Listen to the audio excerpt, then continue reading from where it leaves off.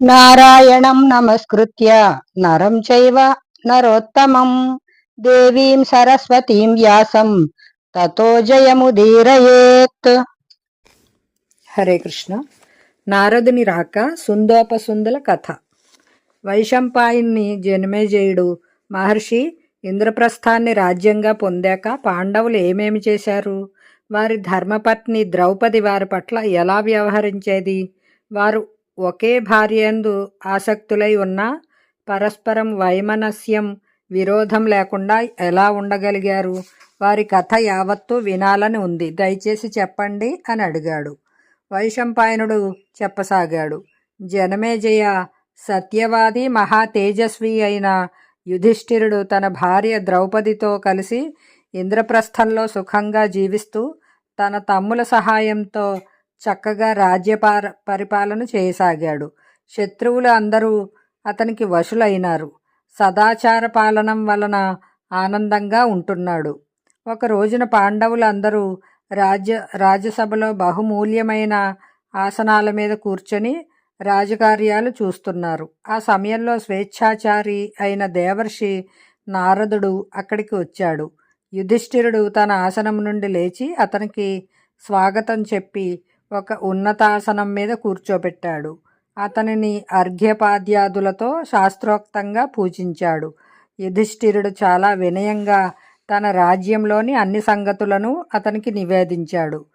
నారదుడు అతని గౌరవపూర్వకమైన పూజను అంగీకరించి అతనిని కూర్చోమని ఆజ్ఞాపించాడు. ద్రౌపదికి దేవర్షి నారదుని ఆగమనం గురించి వర్తమానం పంపారు.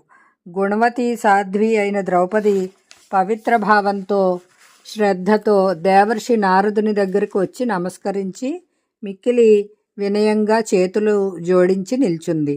నారదుడు ఆమెను ఆశీర్వదించి రాణివాసానికి వెళ్ళమని అనుమతి ఇచ్చాడు. ద్రౌపది వెళ్ళిన తర్వాత నారదుడు పాండవులను ఏకాంతంగా పిలిచి, పాండవ వీరులారా, పేరుకెక్కిన ద్రౌపది మీకందరకు ఒకే ఒక ధర్మపత్ని కాబట్టి మీలో మీకు ఏ విధమైన పొట్లాటలు దెబ్బలాటలు రాకూడదంటే మీరు ఏదో ఒక నియమం చేసుకోవాలి. పూర్వం అసుర వంశంలో సుందోపసుందులనే ఇద్దరు అన్నదమ్ములు ఉండేవారు. వారిద్దరి మధ్య ఎంత సఖ్యం ఉండేదంటే వారి మీద ఎవరూ దాడి చేయలేకపోయేవారు. వారు కలిసే రాజ్యం చేసేవారు, కలిసే నిద్రపోయేవారు, కలిసే మేలుకొనేవారు, కలిసే తిని త్రాగేవారు. కానీ వారు ఇద్దరు తిలోత్తమ అనే ఒక స్త్రీ మీద వ్యామోహపడ్డారు. ఒకరినొకరు చంపుకున్నారు. కాబట్టి మీ మధ్య ఉండే కలిసికట్టుతనం, అనురాగం ఎప్పుడూ తగ్గకుండా ఉండేలా, ఎప్పుడూ మీ మధ్య విడిపోవడం అనేది జరగకుండా ఉండేలా ఒక నియమం పెట్టుకోవాలి అని చెప్పాడు. యుధిష్ఠిరుడు విస్తారంగా చెప్పమని అడగడంతో నారదుడు సుందోపసుందల కథ చెప్పడం ప్రారంభించాడు. హిరణ్యకశిపుని వంశంలో నికుంభుడు అనే పేరుగల మహాబలవంతుడు ప్రతాపవంతుడు అయిన ఒక దైత్యుడు ఉండేవాడు. అతనికి సుందోపసుందులు అనే ఇద్దరు కొడుకులున్నారు. ఇద్దరూ చాలా బలవంతులు, పరాక్రమవంతులు, క్రూరులు, దైత్యులకు నాయకులు. వారి భావాలు, పనులు, సుఖాలు, దుఃఖాలు ఒకే రకంగా ఉండేవి. ఒకరు లేకుండా మరొకరు ఎక్కడికి వెళ్ళేవారు కారు. ఏమీ తినేవారు తాగేవారు కాదు. ఇంతెందుకు, వారికి శరీరాలు రెండు గాని ప్రాణం ఒక్కటే. ఇద్దరూ ఒక్కలాగే పెరగసాగారు. ఇద్దరు ముల్లోకాలను జయించాలనే కోరికతో శాస్త్రోక్తంగా దీక్ష తీసుకొని వింధ్యపర్వతం మీద తపస్సు చేయడం ప్రారంభించారు. వారు ఆకలి దప్పులు సహిస్తూ జటావల్కలధారులై కేవలం గాలి పీలుస్తూ తపస్సు చేస్తున్నారు. వారి శరీరం మీద మట్టి పొరలు పేరుకున్నాయి. కేవలం అంగుష్టం మీద నిలబడి రెండు చేతులు పైకెత్తి సూర్యునికేసి తదేకంగా చూస్తూ ఉండేవారు. చాలా రోజులు ఇలా వారు చేసిన తపస్సుతో వింధ్యపర్వతం ప్రభావితమయ్యింది. వారి తపస్సుకు ఫలంగా బ్రహ్మ ప్రత్యక్షమై వరం కోరుకోమన్నాడు.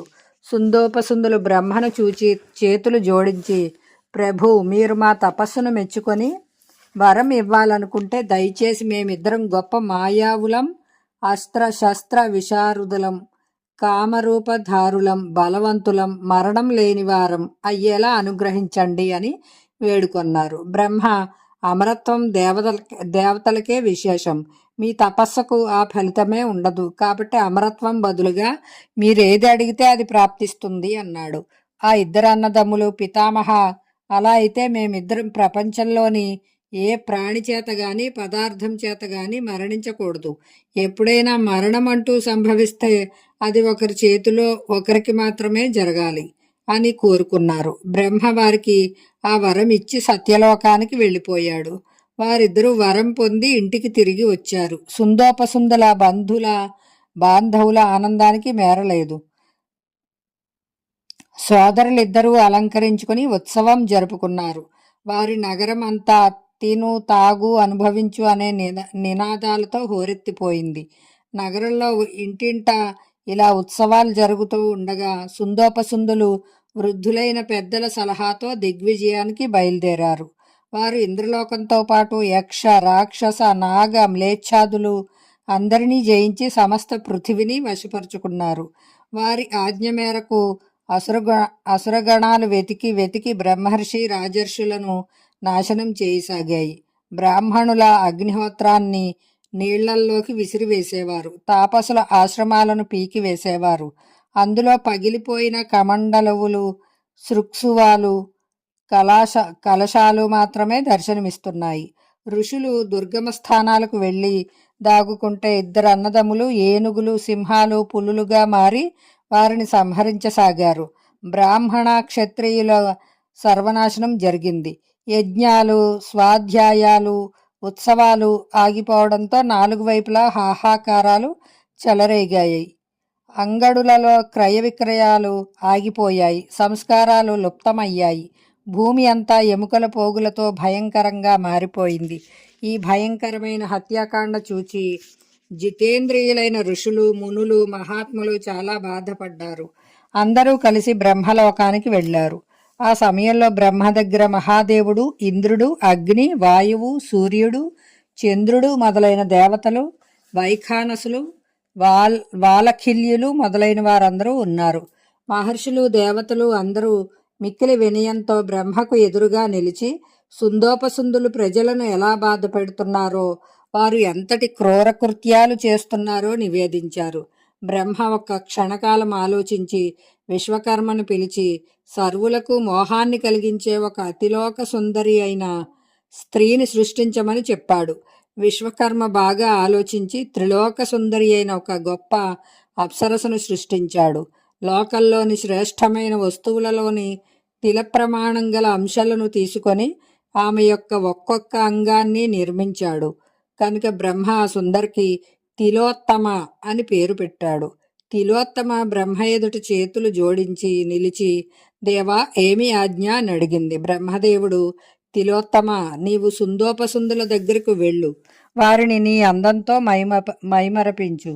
నీ అందం, నేర్పు చూపి వారిలో వారికి విరోధం పుట్టే ఉపాయం చూడు అని చెప్పాడు. తిలోత్తమ బ్రహ్మ ఆజ్ఞను తలదాల్చి అతనికి నమస్కరించి దేవతలకు అందరికీ ప్రదక్షిణం చేసింది. ఆమె అతిశయ రూపలావణ్యాలు చూసి దేవతలు, ఋషులు అందరూ ఇక కార్యం సఫలం కావడానికి ఎక్కువ సమయం పట్టదని భావించారు.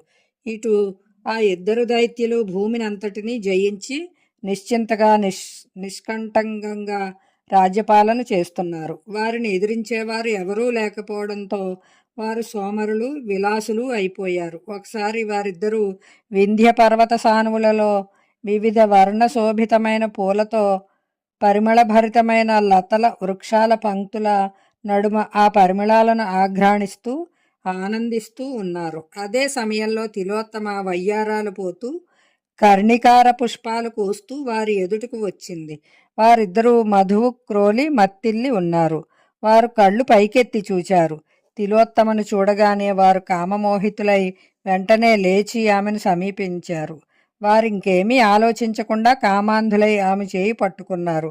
వారిద్దరూ శరీర బలంలో కానీ, ధనంలో కానీ, మత్తులో కానీ, ఉన్మాదంలో కానీ ఒకరికొకరు తీసిపోరు. కాబట్టి కామాతురులై తమలో తాము తగువులాడుకోసాగారు. సుందుడు ఆమె తన భార్య అని, కనుక వదిన అవుతుందని అన్నాడు. ఉపసుందుడు ఆమె తన భార్య అని, కనుక అతనికి మరదలితో సమానమని అన్నాడు. ఇద్దరూ ఎవరి మాట మీద వారు గట్టిగా నిలిచి, ఆమె నీది ఆమె నీది కాదు నాది అని అంటూ దెబ్బలాడుకోసాగారు. క్రోధావేశంలో వారు తమ స్నేహాన్ని ఆత్మీయతను మరిచిపోయారు. ఆమె చేయి ముందు నేను పట్టుకున్నానంటే నేను పట్టుకున్నానని అంటూ గదలు ఎత్తి కలియబడ్డారు. రక్తంతో ఇద్దరి శరీరాలు తడిసి ముద్దయిపోయాయి. కొద్ది క్షణాలలోనే ఆ ఇద్దరు భయంకర రాక్షసులు నేల కొరిగిపోయారు. వారి ఆ అవస్థ చూచిన వారి అనుచరులైన స్త్రీ పురుషులు పాతాళలోకానికి పారిపోయారు. దేవతలు మహర్షులు స్వయంగా బ్రహ్మ కూడా తిలోత్తమను కొనియాడారు.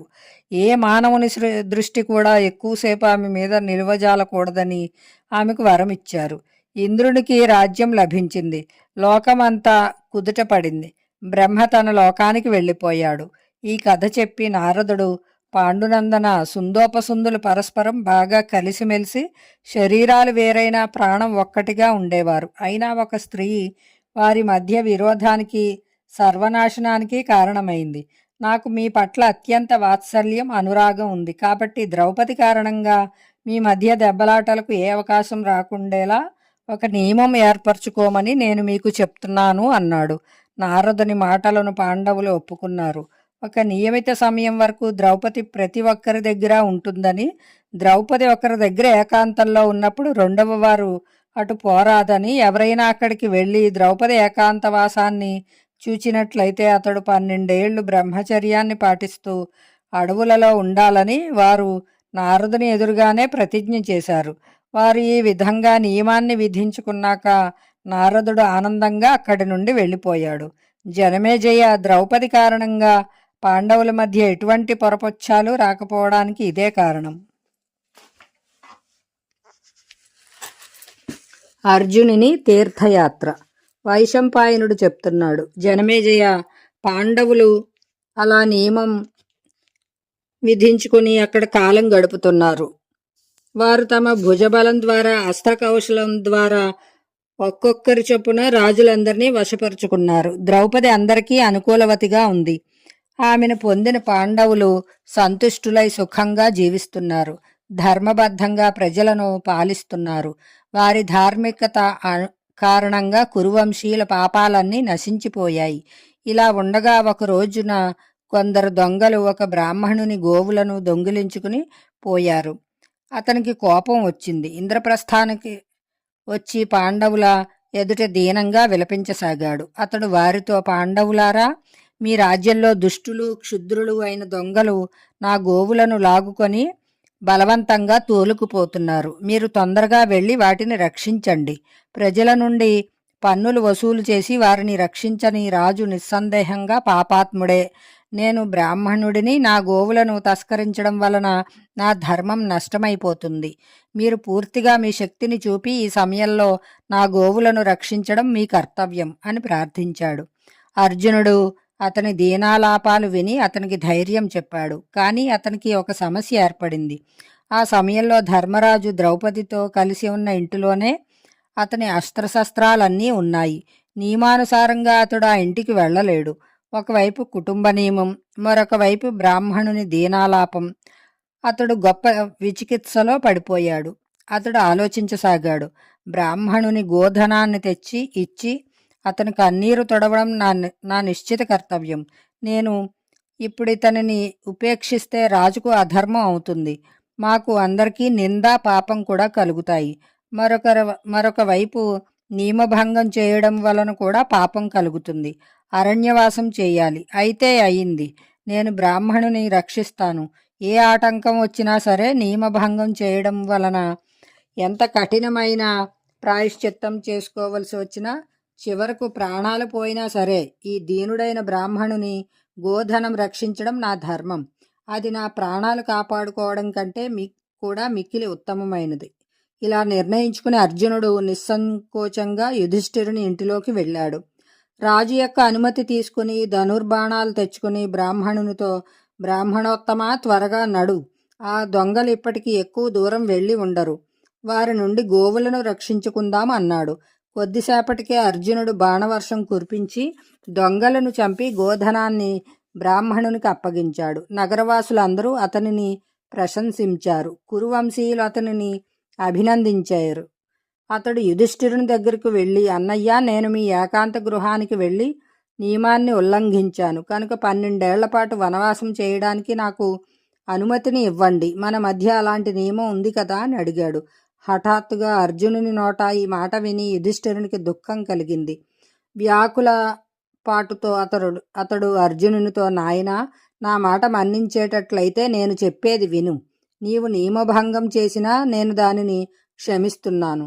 నా మనసులో దాని గురించి కొంచెం కూడా బాధ లేదు. నీవు చాలా మంచి పని చేశావు. పెద్దన్నగారు భార్యతో ఉండగా చిన్నవాడు అక్కడికి వెళ్ళడం తప్పు కాదు. చిన్నవాడు భార్యతో ఉన్నప్పుడు పెద్దవాడు పోకూడదు. నీవు వనవాసం చేయాలనే ఉద్దేశం మానుకో. నీకు ధర్మలోపము కలగలేదు, నాకు అవమానము జరగలేదు అన్నాడు. అర్జునుడు వెంటనే, ధర్మపాలనలో మిష పనికి రాదని మీరే చెప్తూ ఉంటారు కదా. నేను నా ఆయుధం మీద ప్రమాణం చేసి చెప్తున్నాను. నా సత్యప్రతిజ్ఞను నేనెల్లడూ ఉల్లంఘించను అన్నాడు. అర్జునుడు వనవాస దీక్ష తీసుకుని 12 ఏళ్ల పాటు వనవాసం చేయడానికి వెళ్ళాడు. అర్జునునితో పాటు అనేక వేదాంగవేత్తలు, ఆధ్యాత్మ చింతకులు, భగవద్భక్తులు, విరాగులైన బ్రాహ్మణులు, కథకులు, వానప్రస్థులు, భిక్షాటకులు మొదలైన వారందరూ ప్రయాణమయ్యారు. మధ్య మధ్యలో కథలు నడుస్తూ ఉన్నాయి.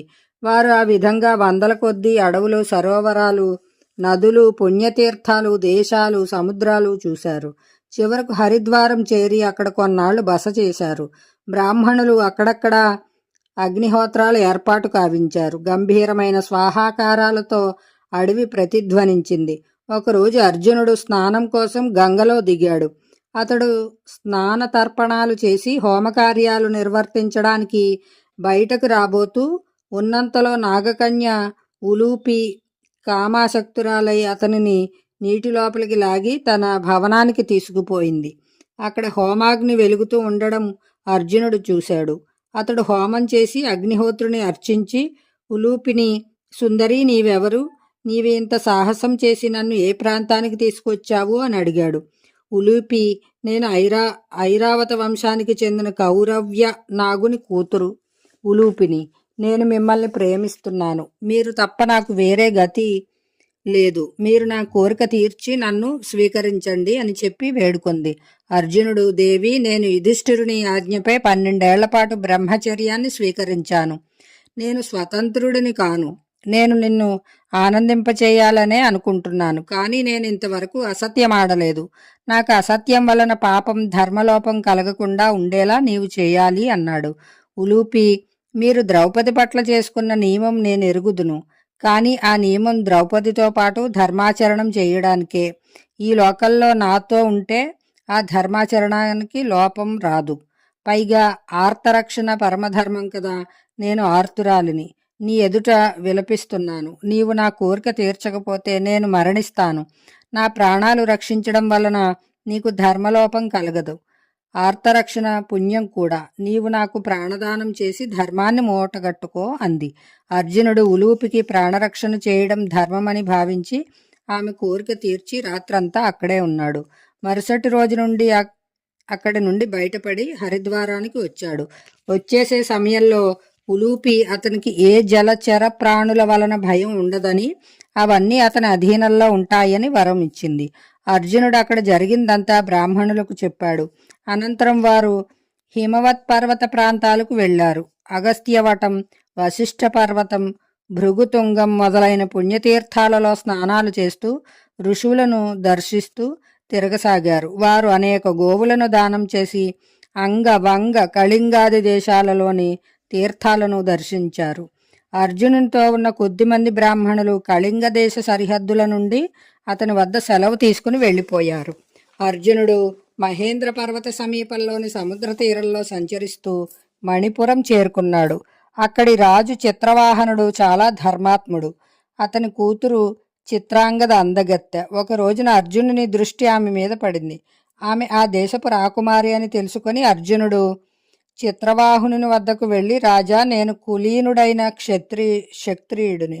నాకు మీ కుమార్తెనిచ్చి పెళ్లి చెయ్యండి అని అడిగాడు. చిత్రవాహనుడు అడిగితే తాను పాండుపుత్రుడను అర్జునుడనని చెప్పాడు.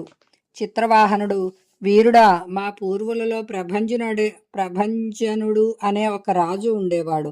అతడు సంతానం లేని కారణంగా ఉగ్రమైన తపస్సు చేసి దేవాది దేవుడైన మహాదేవుని ప్రసన్నం చేసుకున్నాడు.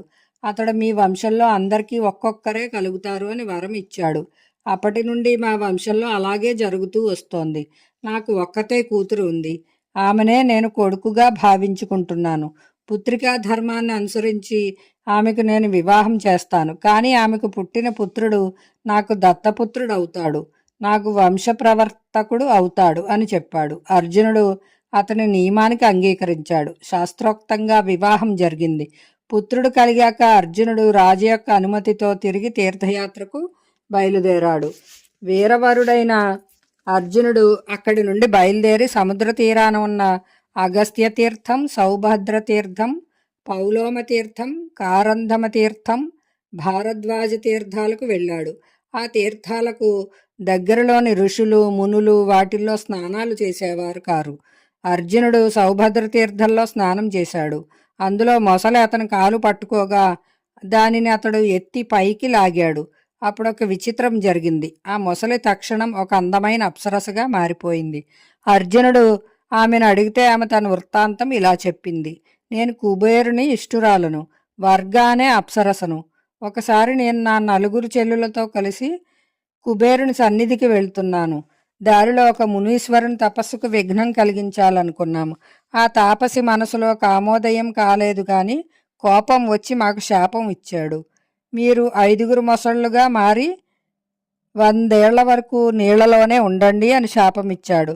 నారద మహర్షి ఈ విషయం తెలుసుకొని మమ్మల్ని ఓదార్చి, పాండుపుత్రుడు అర్జునుడు వచ్చి కొద్ది రోజుల్లోనే మిమ్మల్ని ఉద్ధరిస్తాడని చెప్పగా మేము ఈ తీర్థాలలో మొసళ్ళమై ఉన్నాము. మీరు నన్ను ఉద్ధరించారు. నా 4 చెల్లులను కూడా ఉద్ధరించండి అని అడిగింది. ఉలూపి ఇచ్చిన వరం కారణంగా అర్జునునికి జలచరాల వలన ఏమీ భయం లేదు. అతడు అప్సరసలను అందరినీ ఉద్ధరించాడు. అతని వలన సర్వతీర్థాలు ఏ ఆటంకం లేనివి అయ్యాయి. అక్కడి నుండి వచ్చాక మళ్ళీ ఒకసారి అర్జునుడు మణిపూర నగరం వెళ్ళాడు. చిత్రాంగద కొడుకుకి బభ్రువాహనుడు అనే పేరు పెట్టారు. అర్జునుడు ఆ పుత్రుని తీసుకోమని చిత్రవాహనుడికి ఇచ్చేశాడు. ఆ రీతిగా అతడు పెట్టిన నియమాన్ని పూర్తి చేశాడు. కొడుకును పెంచడం కోసం చిత్రాంగద అక్కడే ఉండవలసి అవసరం గూర్చి నచ్చజెప్పి రాజసూయాగం చేసినప్పుడు తండ్రితో కలిసి ఇంద్రప్రస్థం రావచ్చునని ఆమెను ఓదార్చి తిరిగి తీర్థయాత్రలు చేస్తూ గోకర్ణ క్షేత్రం వెళ్ళాడు. దక్షిణ సముద్రానికి ఉత్తర తీరాన గల తీర్థాలన్నీ సేవించి అర్జునుడు పశ్చిమ సముద్రాన ఉన్న తీర్థాలకు బయలుదేరాడు. అర్జునుడు ప్రభాస తీర్థం చేరుకునేసరికి శ్రీకృష్ణ భగవానునికి అతని రాకను గూర్చిన సమాచారం తెలిసింది. వెంటనే అతడు తనకు పరమ మిత్రుడైన అర్జునుని కలుసుకోవడానికి ప్రభాస క్షేత్రానికి వచ్చాడు. నరనారాయణుల సమాగమంతో ఆనందం వెల్లువెత్తింది. వారు పరస్పరం ఆలింగనం చేసుకున్నారు. కుశల ప్రశ్నలు, తీర్థయాత్రలు, దానికి కారణం, ఈ విషయాల గురించి సవిస్తరంగా మాట్లాడుకున్నారు. కొంతకాలం తర్వాత ఇద్దరు మిత్రులు రైవతక పర్వతానికి వెళ్ళారు. అక్కడ శ్రీకృష్ణుని సేవకులు ముందుగానే అన్నపానాలకు, నిద్రించడానికి, విహరించడానికి అన్ని రకాల ఏర్పాట్లు, సౌకర్యాలు కల్పించారు. అక్కడ శ్రీకృష్ణ భగవానుని పక్షాన అర్జునునికి రాజోచితమైన గౌరవాలు, రకరకాల వినోదాలు చేయబడ్డాయి. రాత్రి పడుకునే సమయంలో అర్జునుడు తన యాత్రా విశేషాల గురించి వినిపిస్తూ ఉండేవాడు. అక్కడి నుండి రథం ఎక్కి ఇద్దరు ద్వారకకు వెళ్ళారు. అర్జునుని గౌరవార్థం ద్వారకా నగరంలోని ఉద్యానవనాలు, భవనాలు, మార్గాలు అన్నీ అలంకరింపబడ్డాయి. యదువంశీయులందరూ మిక్కిలి ఉత్సాహంతో అర్జునునికి స్వాగత సత్కారాలు చేసి తమ స్థాయి, పదవులు, యోగ్యతను బట్టి అతనిని అభినందించారు. ద్వారకా నగరంలో శ్రీకృష్ణుని స్వీయ మందిరంలోనే అతడు ఉన్నాడు. ఇద్దరూ రాత్రులందు కలిసే పడుకునేవారు. హరే కృష్ణ. జై శ్రీరామ్.